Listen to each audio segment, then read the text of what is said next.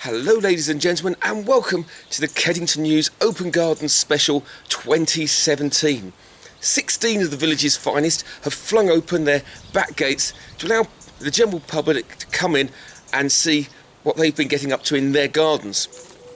Now, we know from previous years there are some stunning gardens around Kedington, so I've got my little Open Gardens badge to get me in. And well, we'll start here at one of my favourites, Bottle Hall.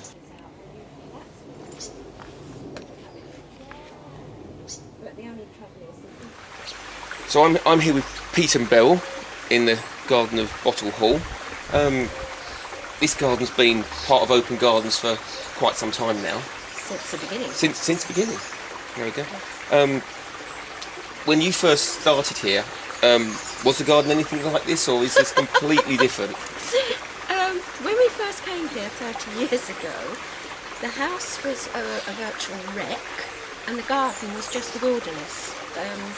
I think the elderly couple who were here just about managed to cut the grass after a fashion, and that was it. And the edges had been left so that they had gradually encroached further and further into the garden, and there was less grass to mow.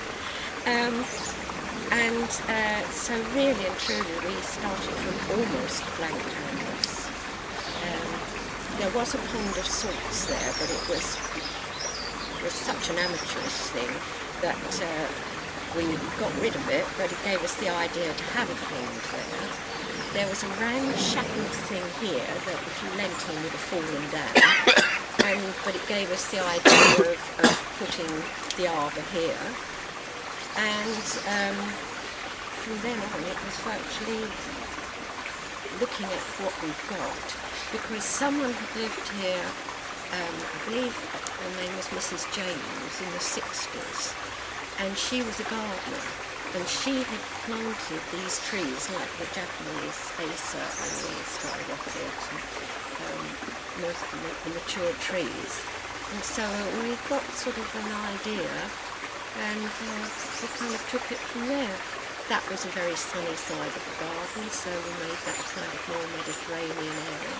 Under the trees we made a shady area, like a little shrubbery, so that on the hot days like we have had, just recently it's very cool to go and sit down there. And there's also a water feature playing there as well, because that really sounds nice. We'll say one thing for the people who lived here before: they didn't throw anything away. They had a toilet system as a waterfall. Oh, excellent. Yes. Not a toilet system, it was a was. bowl. No, it was, yes, it was the bowl, not the system. Yeah. Oh, right. And up above was a bath as like an upper pond feeding the toilet. Oh, right. Bowl that went into... I think it's called upcycling today.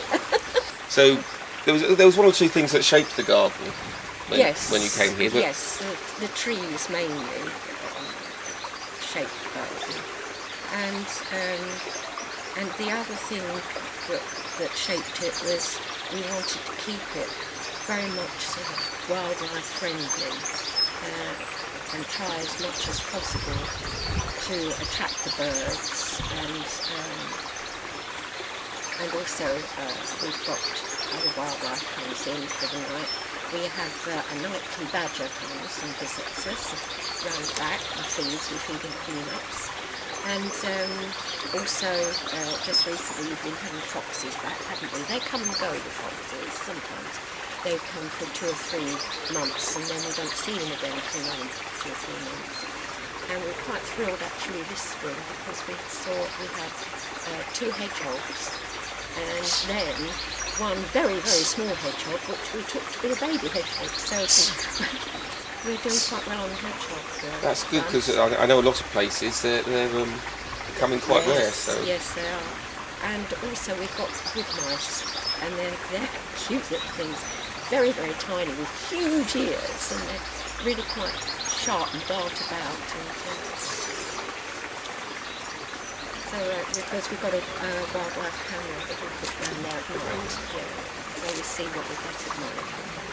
And some of that goes on sort of Facebook and YouTube, doesn't it? Yes. Yes.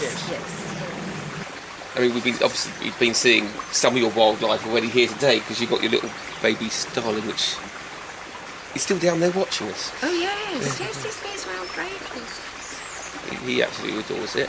I mean, one thing I've always liked about this particular garden is that you have got that sort of hidden pathway around the back, Yes, yeah. and that was so that was sort of a function partly of the trees that were here, or something that you added in.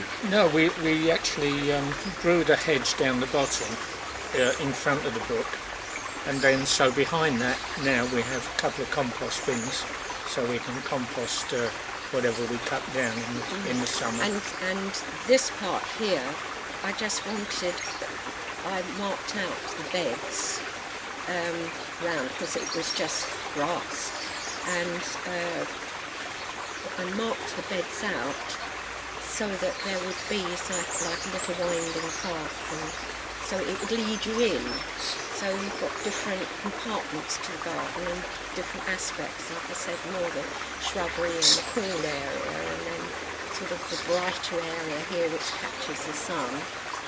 And it sort of it kind of increases the size. Yes, I think so, yes, because you never know what's around the next corner. So, of all the things in the garden, what's your favourite bit? If you have one. Hardest question of all. When it's baking hot and really sunny, sitting in here with the grapevine growing over the top, It's or nice. over in that shady part over there. But another favourite part of the garden is round the back. And down the bottom there's a seat. And it's more, there's ferns and it's more wildlife. We keep that more as wildlife area. And you can sit down there and you see the birds feeding from a different angle, from that way rather than from the kitchen window. And you're looking towards the cottage. And that's quite nice. And if the brook's running, which of course it isn't because we haven't had any rain for such a long No, time. it's been very dry. If the brook's running, that's gurgling along as well, and that's quite pleasant down there, isn't it? Yeah, I guess for me it's where the birds feed is Yes. the most favourite. Are they coming in more at the moment because there's less water about? Yeah, we provide. We've got a water feature down the bottom that the birds and the squirrels, The squirrels like that as well. There's another water feature over there, and you'll find a blackbird sitting on top of the dolphin drinking out of the spout. And then we've got water around the back as well, so we've got water pretty well everywhere. Plus the pond here and another one there. And I know people say don't feed the birds in the summer, but if you don't feed them in the summer when it's hot like this, they will starve. Yes. Yes, because the insects So aren't we here. feed them 24/7 all year round. Yes, yes. Well, I think we've actually made a note, and I'd have to check, but I think I'm right in saying we've had either 44 or 45 different species of birds in the garden. Wow. Over the years. But, That is quite a number. so, What's the most recent new birds you've seen come in? We've had a tree creeper. Oh wow. Tree creeper. We haven't seen the black caps for a No. couple of 3 years. we went for a few years with some black caps came. We had a food fair one time, didn't Yeah, we? grey wagtail. Yellow hammer. Yeah. Yes. Have you had I know we've had a sort of jay popping up around the village. Yeah. Oh, we get Yes, jays we in get the garden. jays. Oh, you get them in here. Yes, and jackdaws. Jays, jackdaws, rooks, crows. Yes, and magpies. Presumably woodpeckers around this end. Yes, we get woodpeckers. I know Derek's had a green woodpecker in his up at the rectory, but Oh yeah, we've not seen one here. No. I think they're all well. I think they actually nest in the churchyard. Yeah. And he has flycatchers up there as well. Yes, and we haven't seen those here either. Oh, look at this guy. I know it's cute, isn't it? He really is very sweet. Anyway, thank you for Okay, that. That all is right. much appreciated.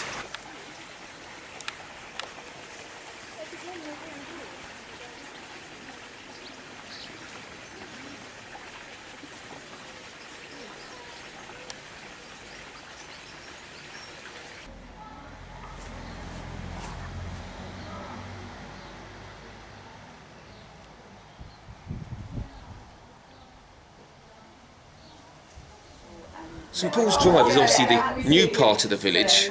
It's been here, about 2 years now? A bit longer, 3 years in December. 3 years in December, so of all the gardens in the village, these are the newest. Yeah. And this is the first year we've had 2 houses, in fact, from St Paul's Drive in the open gardens. Yeah. So you've had just a short period of time really to get this garden together. What was it like when you got here? Well, it was we just had the path in the path that was put down by the builders in a small patio, and then the grass was just mud, just mud. And it was in December, so it was very cold and it was very wet and very muddy. So it's just taken a little while to get, the borders together and the planting done. But I'm very pleased with it now. Was there a sort of grand principle behind? I think I wanted colour all year round, and I wanted to be able to grow some vegetables as well. I love cooking, so having the herbs in the garden as well was very important. What you've got over there on that other wall is stunning amount of colour. You were saying you were going for the all year round colour, and you've certainly got that there. Yeah, and I noticed last year as well it was quite pink. And I've put some more white stuff in there actually to come out later in the year. That's not quite out yet, but the agapanthus is going to be white. And the shrub at the bottom there, under the salvia, will be white as well. So all year round colour. And then the plant over there, and I think that's Auntie Margaret, that one. I don't know all these names for the plants, but don't worry, that's normally my blind spot as well. Remembering the names. No, I'm very pleased with it. It's really lovely over there, and the poppies are stunning, aren't they? Absolutely. The poppies stunning. are amazing. Yeah. And also you've got the purple one there, which brings in all the bees to the garden. Yeah. So you have that little bit of life going on. And then the rose is there as well, that orange rose, just for a change of colour. So you've got that wonderful section of colour, and this will keep going throughout the season as well. So you've got this wonderful. And it'll come up again next year as well. Yeah. And of course you've got the wonderful vegetable bed over there, which, because you're saying you're a relatively keen cook. Yes. And an excellent selection. Yeah. Is it bearing fruit this year? Yeah, absolutely. The strawberries have been fantastic. This year they have, haven't Absolutely fantastic. And runner beans as well. And last year I didn't have to. I've got lettuce over there, leaves. I didn't have to buy a lettuce last year. I just came out and snipped a few leaves off, and that was it. Keeps going all year. Just keeps going and going and going. And just fab. Absolutely fab. I'm very pleased with it. For a small space, it's wonderfully productive. Yeah. We've had some wonderful strawberries this year. Yeah. Huge. Yeah, I know. Love them. They're all gone now. Yeah, they have. Nearly gone, haven't they? They don't hang around. Yeah, they don't last long in our house. No, I'm sure. Also, I love what you've done with the the trellis. with the decorations. It's sort of oriental Yes. pattern with your little I know. your little garden deity yeah, she's there. lovely, isn't she? And you've got the little insect house there. Yeah. For wildlife, so. Yes. But butterflies, butterflies galore. I've seen They've just I've been seen a few. fantastic this year. I imagine with a wall to sort of heat that must keep the heat in the garden and really warm that up for them. Yeah. Well, the wall's lovely because if you're sitting at the table, you're quite secluded. It's quite secluded. Yeah, You've got that nice absolutely. little space of your own. Yeah. So, any plans for the for what you're going to do with it in the future? Yeah, I'm in the process of digging up the front garden. There was a lot of planting that was done by the builders, which I've taken most of it out now, and will continue. Oh, I did some planting, but it was on those really, really scorching days. And I think some of the plants, the plants are all in and they've all survived. But I think, we'll just have to see how they do. See how they do. But Keep I'm very them watered pleased and with see it. what they. Yeah. I'm very pleased with it, and I'll do a bit more.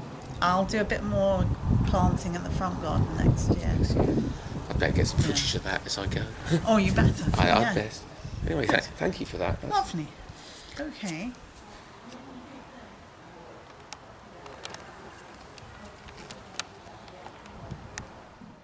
So that's it for episode 1 of the Kedington News Open Garden Special.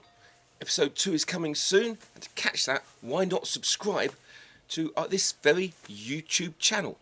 Alternatively, you could go to www.kedingtonnews.co.uk, and all new videos appear there as soon as they appear anywhere else. There's also a link there to my Facebook page. Friend me on Facebook, and I'll let you know whenever a new video goes up. Until then, cheerio.